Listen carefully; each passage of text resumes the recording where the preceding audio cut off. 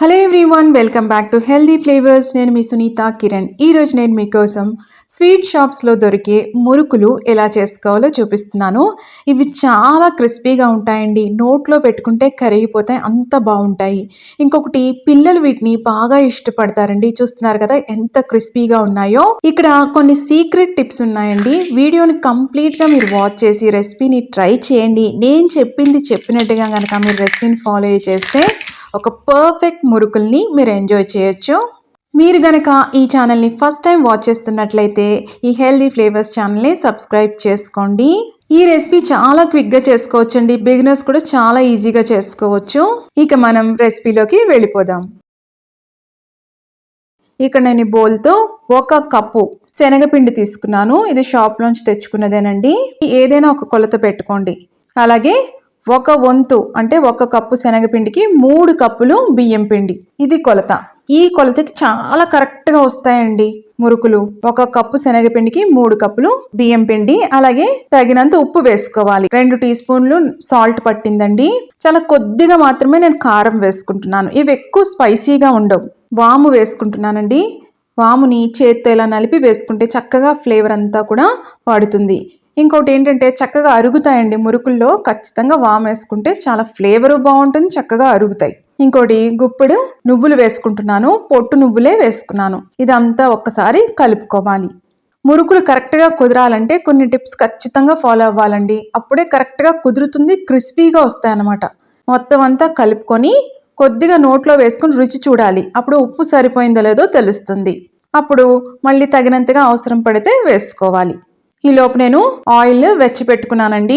Oil కాస్త వేడెక్కిన తర్వాత 2 టేబుల్ స్పూన్లు ఆయిల్ వేసుకుంటున్నాను. అలాగే వెన్న కూడా వేసుకోవచ్చండి. వెన్న కూడా కాస్త కరిగించుకొని వేసుకోండి. జాగ్రత్త అండి, వెంటనే చేయి పెట్టేసుకుని కలిపేసుకోవద్దు. ఒక 2 టేబుల్ స్పూన్ల నుంచి 3 టేబుల్ స్పూన్లు ఆయిల్ పడుతుంది, చూసుకోండి. ఇదంతా కూడా ఇలాగా నలుపుకుంటూ కలుపుకోవాలన్నమాట. ఆయిల్ అంతా కూడా ఆ పిండికి పట్టాలి. ఇది మెయిన్ అండి, గుర్తుపెట్టుకోవాలి. అప్పుడే క్రిస్పీగా వస్తాయి. అంతా కూడా క్రంబ్లింగ్గా ఉండాలన్నమాట. ఇలా చేత్తో ఇలా అన్నప్పుడు చూస్తున్నారా, ఇలా ముద్ద కింద ఫామ్ అయ్యి క్రంబ్లింగ్గా ఉండాలన్నమాట. వెంటనే ఇలా పగిలిపోయినట్టుగా అవ్వాలి. అప్పుడు ఖచ్చితంగా క్రిస్పీగా వస్తాయి. ఇది టిప్. ఈ లోపు నేను వేడి నీళ్ళు వెచ్చి పెట్టుకున్నానండి. బాయిలింగ్ వాటర్ అనమాట. బాగా వేడి నీళ్ళు వేసుకోవాలి. కొద్దిగా వేసుకుంటూ కలుపుకోవాలి. డైరెక్ట్ చేత్తో కలుపుకోవద్దండి. ఒక స్పూన్ కానీ గరిటెతో కానీ కలుపుకోవాలి. ఈ పిండంతా కూడా ఆ వేడి నీళ్ళలో ఏంటంటే మగ్గాలన్నమాట. అప్పుడు చక్కగా క్రిస్పీగా వస్తాయి అవి. కొద్దిగా వేడి నీళ్ళు వేసుకుంటూ కలుపుకోవాలి. హాట్ వాటర్ వేసుకుని కలుపుకోవాలి. ఇది రెండో టిప్పు. కాస్త వేడిని మనం ఓర్చుకోవాలి అనుకున్నప్పుడు ఇలాగా చేత్తో ఇలా నలుపుకుంటూ కలుపుకోవాలి. ఆ పిండంతటికి కూడా వేడి నీళ్లు పట్టాలి. ఇంకాస్త వేడి నీళ్ళు ఉన్నాయి కదా, అది కాస్త గోరువెచ్చగా అయిన వెంటనే వేసేసుకొని కలుపుకోవాలి. పిండి మరీ మెత్తగా ఉండకూడదు, అలాగని మరీ గట్టిగా ఉండకూడదండి. కరెక్ట్ కన్సిస్టెన్సీలో ఉందనుకోండి, అప్పుడు ఒత్తడం ఈజీగా ఉంటుంది, అవి కూడా చాలా క్రిస్పీగా వస్తాయి. చూస్తున్నారు కదా, ఇలా ఉండాలి. ఒత్తితే సరే ఇంత సాఫ్ట్గా ఉండాలి, అలాగని మరీ లూజ్గా కూడా ఉండకూడదు. ఈ మోల్డ్కి నేను రౌండ్గా ఉన్న హోల్స్ ఉన్నది తీసుకున్నాను. చుట్టూరు ఆయిల్ పట్టించుకున్నానండి మోల్డ్కి. ఫస్ట్ టైం మాత్రమే పట్టించుకోండి. ఇప్పుడు తగినంత పిండి పెట్టుకోవాలి. మిగతా పిండి మీద మనం ఏదైనా మూత వేసుకుని కవర్ చేసి పెట్టుకోండి. ఆరిపోయినట్టు అనిపించింది అనుకోండి, కాస్త చేయి తడుపుకుంటూ పిండి కలుపుకొని పెట్టుకోవచ్చు. ఈ లోపల ఆయిల్ వేడెక్కింది లేదో చూసుకోవాలి. ఒక చిన్న ముక్క ఇందులో వేసుకున్నాం అనుకోండి, వెంటనే పాపప్ అయింది అనుకో, రైట్ టెంపరేచర్ ఉన్నట్టు. ఓకేనా? ఇలా నేను చెప్పిన పద్ధతిలో చేసుకున్నాను అనుకోండి, టైం కూడా కలిసి వస్తుంది.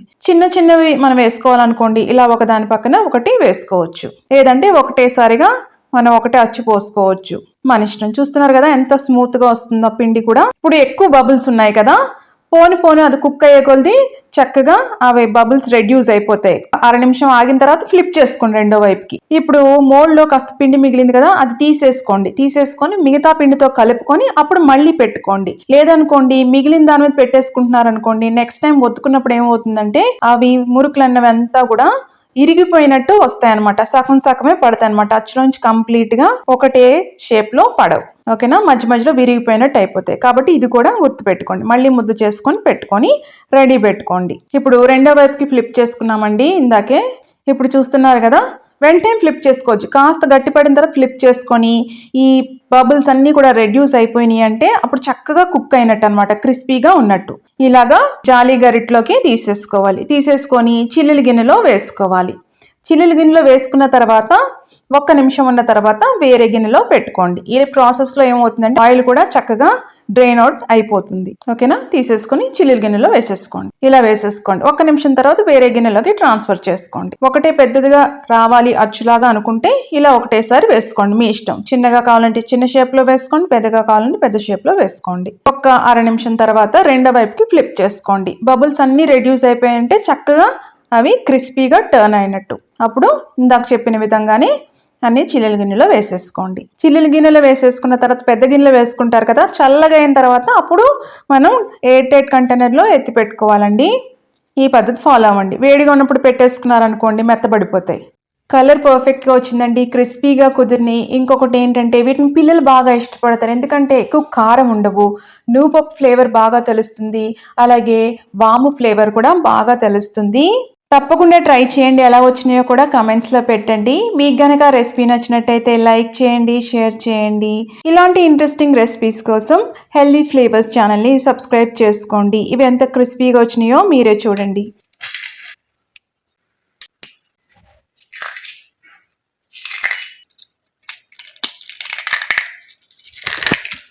మళ్ళీ మరొక ఇంట్రెస్టింగ్ రెసిపీతో మిమ్మల్ని కలుస్తాను. అంతవరకు stay healthy, happy. Thank you.